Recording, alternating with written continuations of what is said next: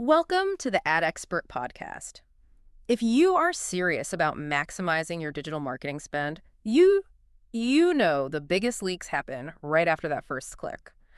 Today, we are doing a crucial deep dive into, well, the engine room of any high-performing campaign, high-conversion retargeting strategies. We're looking at the two biggest platforms, Facebook and Google. Right.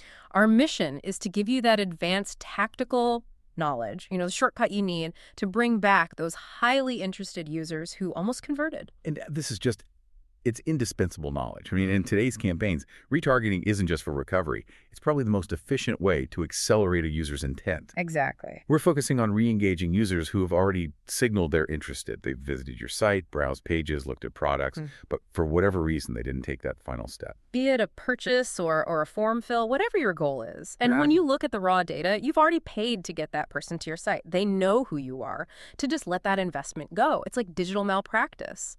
That's the core economic insight, isn't it? The conversion rate for retargeted ads is often multiples higher than for cold traffic.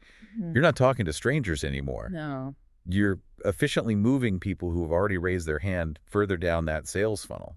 And just for context, we're drawing on specialized source material here from AdExpert. They're an online marketing and web dev agency with, over a decade of experience? That's right. Based in Los Angeles, so they're used to a very, very competitive digital landscape. And their insights are all rooted in what's been proven to deliver measurable results. Okay, so let's unpack the first pillar of this, Facebook. Its tools for creating custom audiences based on user interaction are just incredibly robust. They really are. And I think the single biggest opportunity, especially for e-commerce, has to be tackling cart abandonment. Oh, absolutely. Cart abandonment rates are.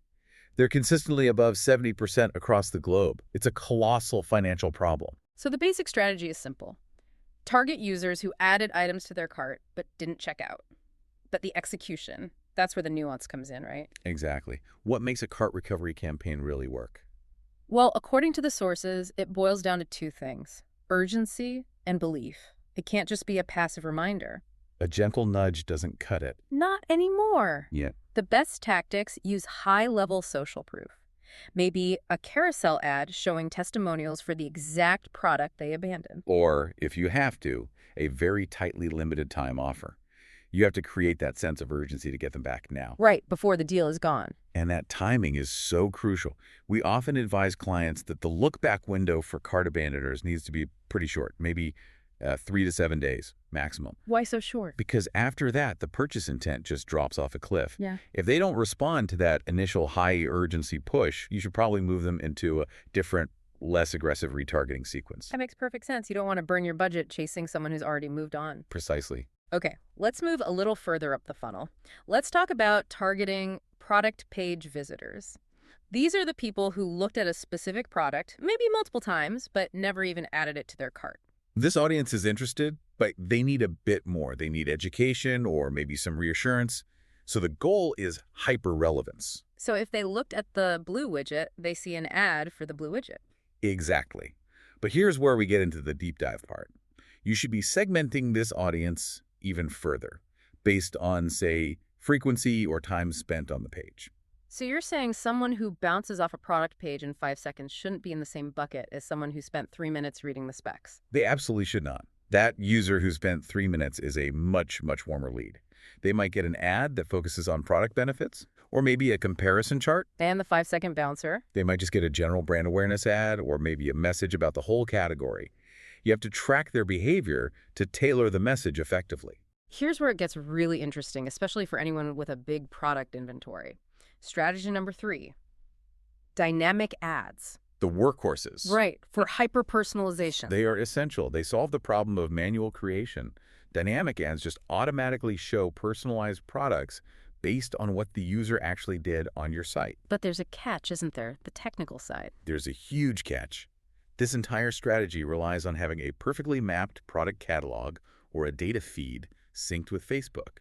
If your inventory or your pricing is even slightly out of date, the whole thing fails. So the real hurdle that people overlook is the technical setup, making sure that feed is accurate and in real time. Absolutely. The why is so powerful. Yeah. Personalization dramatically increases relevance and conversions, Yeah. but the how requires a robust technical infrastructure. You're not just monitoring CTR and conversion rate, you have to constantly audit the feed itself. Constantly. That technical precision really highlights why expertise is so critical here. Okay, let's shift gears. Moving from Facebook's focus on identity to the other giant. Google.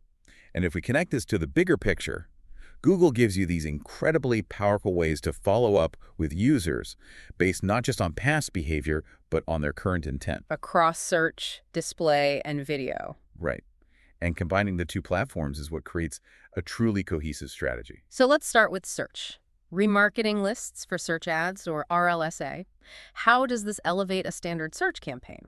RLSA is a total game changer. It lets you target users who have already visited your site and are now actively searching for your products or services on Google. So you're intervening at that precise moment of highest intent. The absolute highest. Yeah. And unlike a standard search campaign, with RLSA, you can apply significant bid modifiers. So you're essentially telling Google, hey, I'm willing to bid, say, 50% higher for this keyword if I know this user was on my pricing page last week. That is the crucial strategy, yes.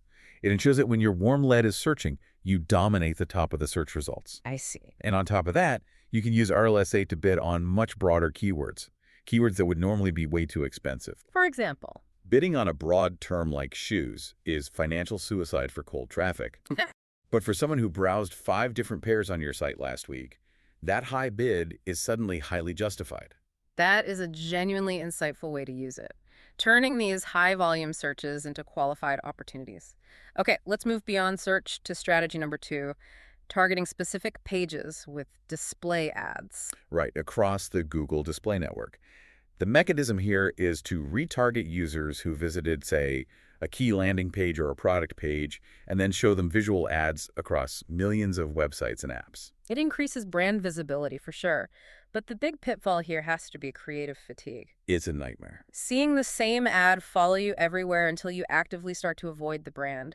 What's the tactical solution beyond just frequency capping? You need a robust creative testing schedule. You have to test multiple formats, static images, responsive ads, HTML5, and rotate them frequently. So it's not just one ad on repeat? No, absolutely not. The most effective campaigns use a sequence of messages. Ad 1 might be a simple reminder. Ad 2 could be a social proof message. Ad 3 might introduce a discount. You're telling a story, not just shouting the same line. That sequencing makes so much sense. It aligns the ad with their psychological journey. Okay, final Google strategy. YouTube. Targeting video views. Yeah, and if a user has interacted with your brand on YouTube, say, they watched a detailed product demo or an explainer video, they've already invested significant cognitive energy with you. That time investment makes them really valuable. Extremely. But is just viewing the video enough to qualify them? That's where segmentation is key. Again, you don't want to target someone who watched for 3 seconds. You want to target users who watched, say, 75% or even 100% of a key video. The highly engaged viewers. Exactly. And then you retarget them with a conversion-focused video ad or a new offer designed to drive them to your site to convert. And you have to track view through conversions here. The conversions that happen after someone saw the ad but didn't necessarily click. Right. That shows you the true impact on their decision. So what does this all mean for making sure we get the absolute best results when we're running campaigns across both platforms? We get some universal best practices. We do. And the first, and I would argue the most important one, is segmentation based on behavior. We've touched on it, but you have to create these custom audiences based on granular actions. Product views, cart abandonment. But also intent signals, like time spent on the site or the number of pages they visited. Segmentation is the only way to stay relevant. But there's another piece to this that's often overlooked. Exclusion lists.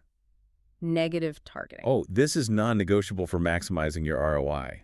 You have to exclude people who has already converted. Why are you paying to show an ad for a product to someone who bought it 3 days ago? It's an instant budget saver. Instantly. And you should also exclude people who are clearly disqualified. Someone who visited your careers page, for instance, not a product page. Get them out of the audience. Okay, second best practice. Optimize ad copy and creative.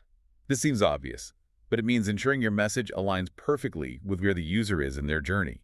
Clear calls to action, compelling incentives that are tailored to that specific segment. And the copy needs to reflect the platform too, right? Of course, Facebook ads often thrive on strong visuals and social proof.